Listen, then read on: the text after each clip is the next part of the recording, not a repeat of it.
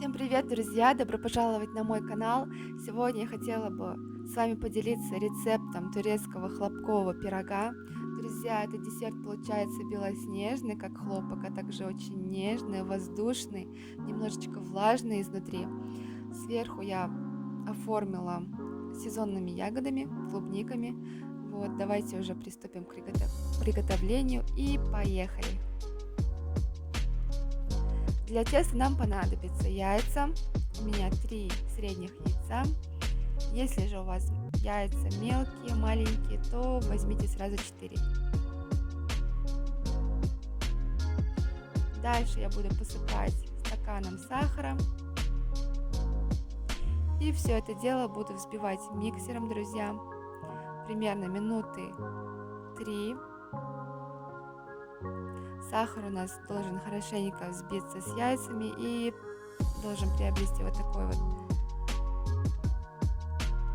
оттенок белый. Дальше добавляю воду, чуть меньше полстакана, дальше чуть меньше полстакана подсолнечного масла. Все это дело венчиком хорошенько перемешиваю. Дальше добавляю полстакана крахмала. У меня крахмал кукурузный, можете добавить любой другой. Хорошенько перемешиваю также венчиком.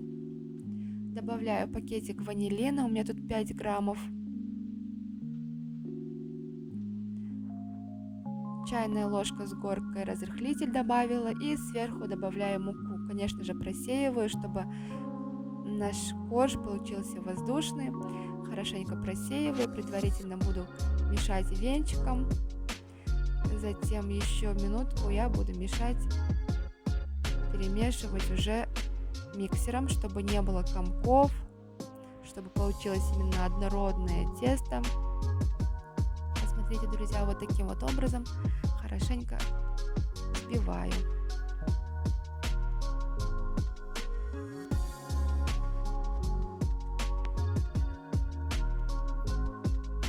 Друзья, дальше берем форму, обязательно застилаем пергаментной бумагой, чтобы корж не прилепился к дну. Дальше наливаю наше тесто, друзья. У меня форма с диаметром примерно сантиметров 30, но это не так важно, можете в любую другую форму наливать.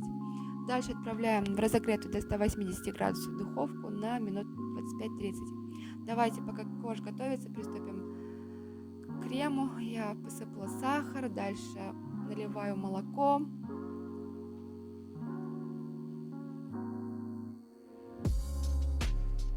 Добавляю столовую ложку крахмала, столовую ложку муки, друзья.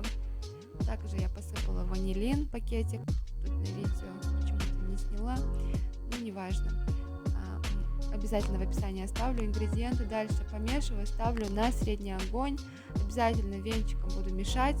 Друзья, очень важно, чтобы огонь был именно средний, потому что если огонь будет чуть больше, то ваш крем может попросту немножечко пригореть, что, в общем-то, не совсем хорошо, будет такой привкус. Так что будьте осторожны. Варим на среднем огне. Как только закипит крем, еще варим минуту примерно, либо полторы минуты. И убираем в сторонку остудиться. Дальше, друзья, наш корж приготовился. Беру вилку, протыкаю, делаю такие отверстия.